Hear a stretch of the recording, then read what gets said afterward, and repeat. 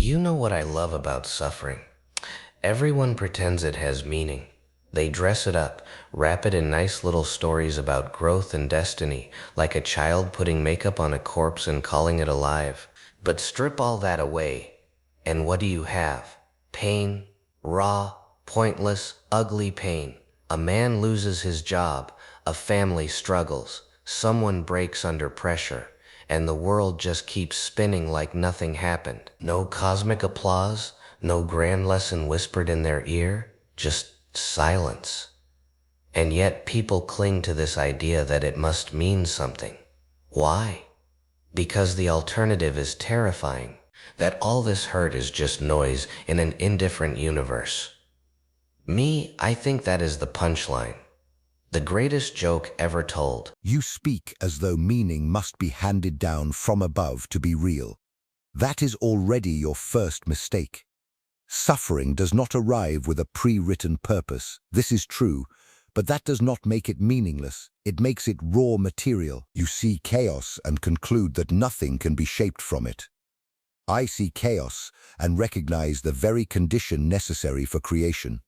A person who never suffers, never confronts themselves, never questions, never transforms. They remain shallow, untouched, unfinished. Consider the individuals who rise after losing everything, not because fate rewards them, but because they seize the opportunity to redefine themselves. Suffering is not a message, it is a challenge, and the response to that challenge is where meaning is born. Ooh, I like that. Very poetic. Suffering as a challenge, a little test of character. Sounds like something you tell people so they can sleep at night. But let me ask you something. What about the ones who break? What about the ones who do not rise, who do not transform, who just collapse under the weight of it all? The worker drowning in bills, the kid crushed by expectations, the lonely soul scrolling endlessly through lives they will never have. They do not become stronger, they become quieter, smaller, invisible. Did their suffering fail them? Or did they fail your philosophy? Or maybe, just maybe, there was never any meaning there to begin with. Just pressure until something cracks. You mistake possibility for guarantee. Suffering does not promise growth, it offers it. The distinction matters. Not all who suffer will become stronger, just as not all who are given tools will build something worthwhile. But the existence of failure does not erase the potential for triumph. In fact, it is precisely the risk of collapse that gives transformation its value. A world where suffering always leads to improvement would be a mechanical world, predictable, devoid of genuine struggle. The human condition is not so simple. It is precisely because one may break that choosing to endure and to create meaning becomes an act of strength. The question is not whether suffering is kind or fair, it is whether one can use it. Use it. That is the word you keep coming back to. Like suffering is some kind of tool lying around waiting for the right person to pick it up. But suffering does not feel like a tool, does it? It feels like chaos, like something tearing through you without permission. And when it hits, most people are not philosophers. They are not warriors of self-transformation. They are just people. And people are fragile. They want comfort, stability, something solid to hold on to. But suffering takes that away. It strips everything down until there is nothing left. And in that moment, there is no grand opportunity, no noble path. There is just emptiness. I have seen it up close. It does not look like growth. It looks like the punchline landing. And yet, even in that emptiness, there remains a choice. Perhaps not an easy one, perhaps not even a conscious one at first, but a choice nonetheless. You describe people as fragile, and indeed many are. But fragility is not destiny, it is a starting point.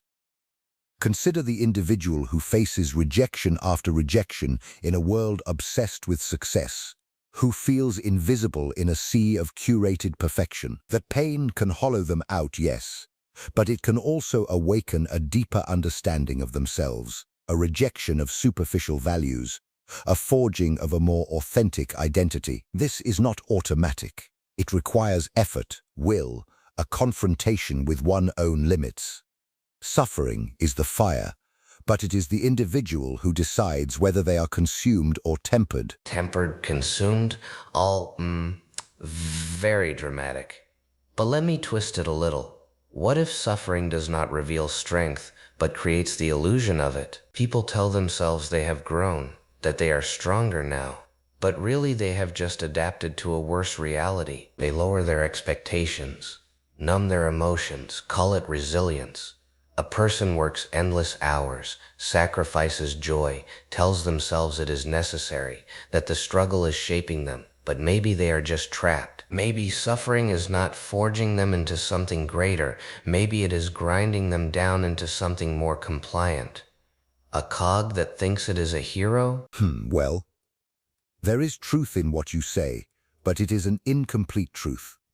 Adaptation can indeed become a form of quiet surrender, a way of justifying conditions that should be challenged. But this is not an argument against suffering having meaning. It is an argument against passivity.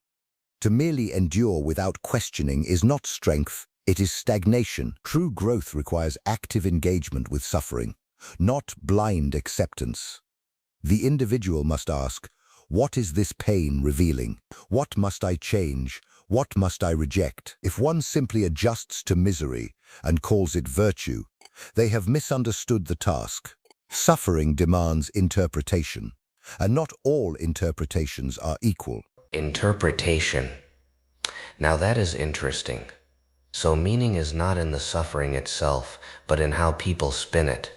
That sounds less like truth and more like storytelling. People rewriting their pain so it feels justified. And you know what? I get it. Everyone needs a story. Without it, the chaos would be unbearable. But that just proves my point, does it not? If meaning has to be created after the fact, then it was never there to begin with. It is a patch, a cover, a way to make the absurd seem acceptable. Suffering is meaningless, and meaning is just the mask we put on it. You express yourself as if created meaning is inferior to discovered meaning, as though something must exist independently of us to be valid. I reject that entirely. Human beings are meaning-creating creatures. We do not find purpose like a hidden object.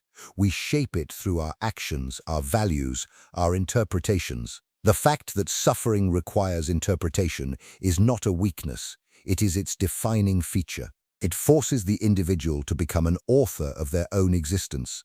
To say that this is merely a mask is to deny the very essence of human creativity. The painter creates beauty from blank canvas. Is that beauty less real because it was not there before? No, it is precisely the act of creation that gives it significance. But the painter chooses the canvas. Suffering does not ask for permission. That is the difference.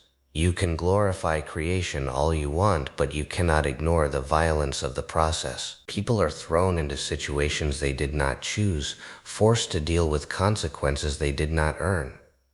And then we tell them, be grateful, find meaning, grow stronger. It is almost cruel, do you not think, turning pain into a moral obligation. If you do not grow from it, you have failed. If you do not find meaning, you are weak.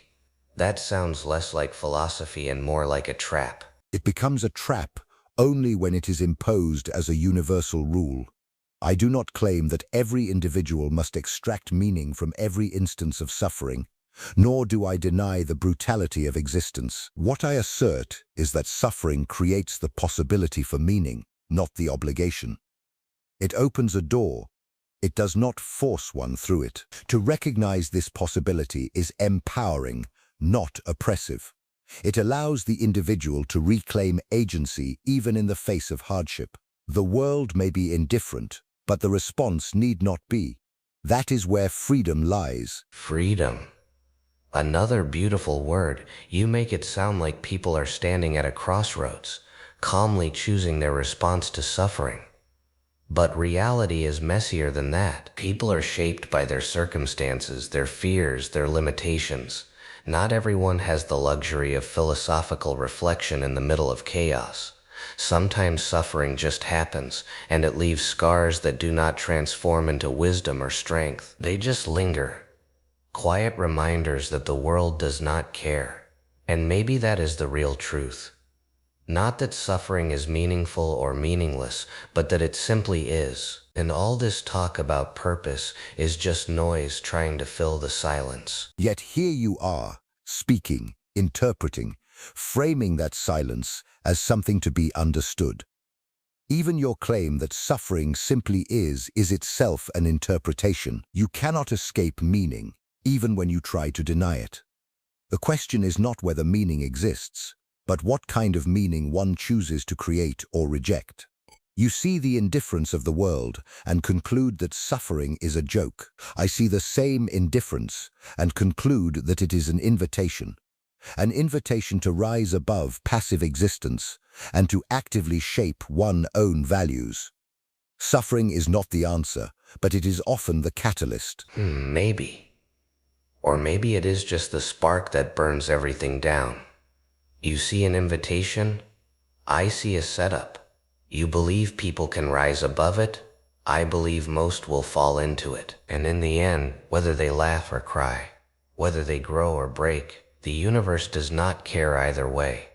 No reward, no punishment, no grand resolution, just people trying to make sense of something that refuses to be explained. And that, to me, is the funniest part. All this effort to find meaning in suffering, when the real joke is that there might not be any at all. Even so, the laughter you find in that possibility is itself a form of meaning. You embrace the absurd and turn it into your perspective, your stance, your way of engaging with the world. In doing so, you prove my point. Even in denying meaning, you create it. Suffering may not come with inherent purpose, but it is never empty. It is filled with the potential for interpretation, for transformation, for expression, whether one chooses to see it as a joke or as a challenge. It becomes part of the story they tell about their existence. And in that story, meaning is not given, it is forged.